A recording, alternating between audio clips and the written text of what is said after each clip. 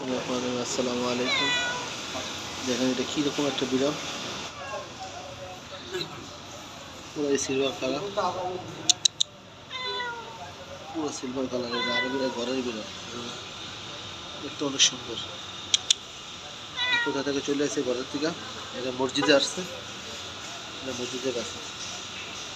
সবাই জানাবেন দেখতে বিড়ালটা কেমন লাগতেছে। সবাই ভালো থাকবে, নামাজ পড়বে, সাবস্ক্রাইব করবেন, লাইক কমেন্ট শেয়ার করবেন। আসসালামু আলাইকুম। দেখেন বন্ধুরা, এটার আমরা ছোট্ট বাচ্চা আনছিলাম, এখানে বাচ্চা